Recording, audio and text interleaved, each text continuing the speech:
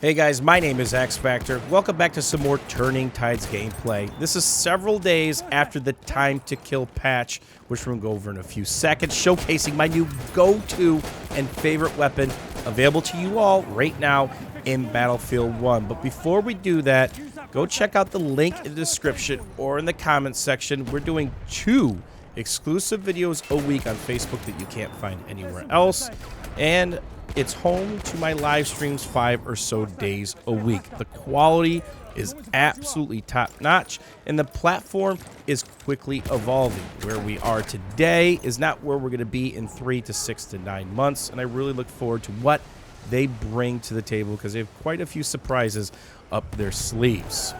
So, let's talk about this Time to Kill patch. First off, I love it. This is bringing Time to Kill in line with previous Battlefield titles. Sharp, snappy, and added accuracy. For those of you who do not know, who might have been living under a rock or busy with other things, pretty much every weapon in the game requires one less bullet to kill at pretty much every range with the exception of a handful.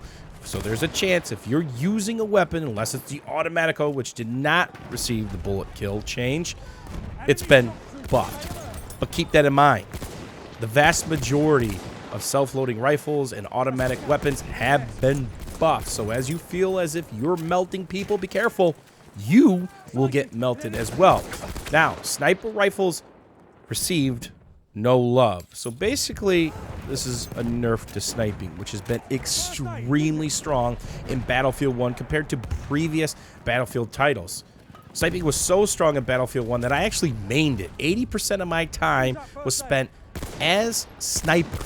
Flare the objective, get down and dirty, whether it's a sweet spot mechanic or taking out as many people as the flag, using my pistol up close if I miss the headshot, and taking out a few more, setting up another flare, and getting ready to defend.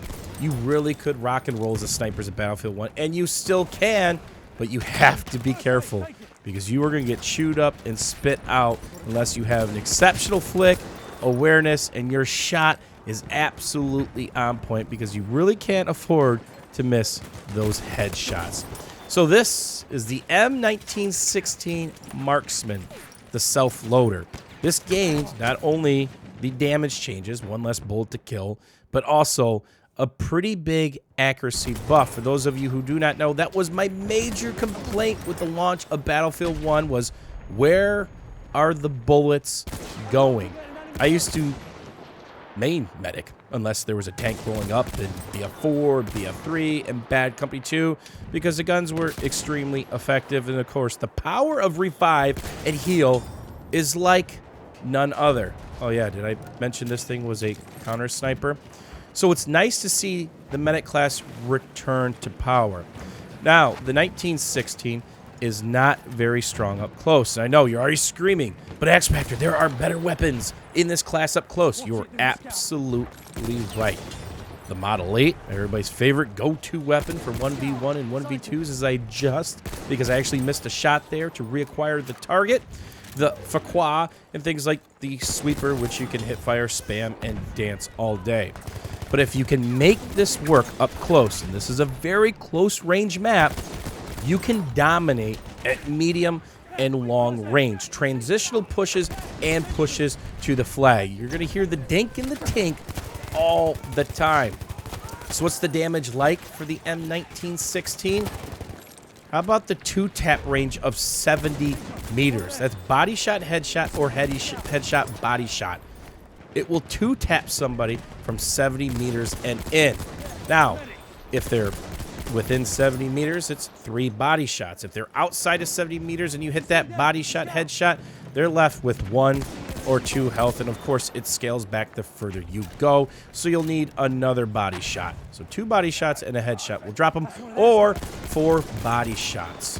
The gun is absolutely disgustingly accurate if you are not strafing and shooting. You notice anytime I'm in a gunfight in this footage, if it's heads up or 2v1, I try not to strafe because the last thing you want to do is increase your deviation where the bullet is not going in relation to the crosshair. You want them to be precise and accurate, and this weapon can provide. Even while suppressed, I cannot tell you or show you enough footage of me outshooting LMGs, even with full suppression, as poor Muggs gets a quick tap to the head at range.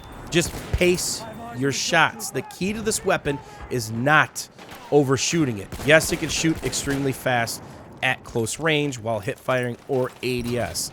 If you are hip firing, absolutely resist the urge to outshoot this weapon and dancing all day if it's beyond 3 meters or about 10 or so feet. You want to strafe, shoot, strafe, shoot, strafe, shoot, and time it so.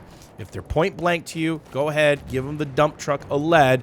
Or if there's multiple bad guys, if you're in a trench, try to ADS as often as possible. And you'll be surprised, even though the deviation's increased, your recoil is increased because you're probably suppressed or the grenade's going off, you'll be surprised how many shots you could put on the body. Remember, at that range, it only takes 3 in the chest to kill them. You don't need to put 4 anymore, or as little as 2. A headshot at close range up to 70 or so meters is going to do 70 damage, which is an absolute ton. And there's an example of being suppressed and landing a couple shots. So make sure to time your shots and do not be afraid to reapproach the situation. Take a couple shots, strafe around, reacquire your target. Because the thing a lot of people don't think about in Battlefield is just because you're getting your shots off doesn't mean somebody else isn't trying to get theirs off. So as you pick a couple kills, try to strafe a little bit. Maybe there's a sniper on you. You can bite or bait out a shot. You'll see the flinch kick in, the random optic sway. You'll know you're suppressed at that point in time. You can think about whether you want to reacquire or get back in that gunfight while suppressed. The velocity is extremely high with the 1916. And here you see a little bit of the dancing, trying to stay on target with the suppression. And it is a dream to lead at range.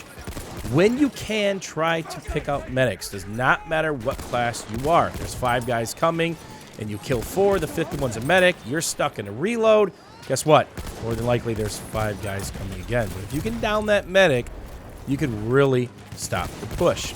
And I don't think I have to really speak much about this, but the mag size is absolutely dirty and exceptional. I can't tell you how many times we've taken out 4, 5, or 6 people in a single mag, picking off medics and completely stopping pushes.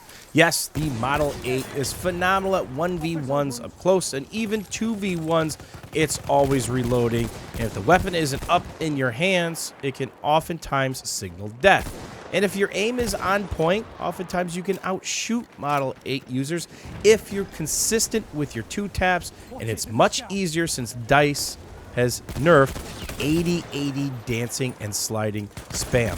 You'll find that you're able to stay on target and track much easier. So where the high movement really favored the Model 8 users, that's kind of been taken away, and this weapon is really shining. Let me know what you guys think. What are some of the treats that you've found since this patch? If you haven't used it, give this thing a whirl. As always, guys, thanks for watching, hanging out, and we will see you guys soon.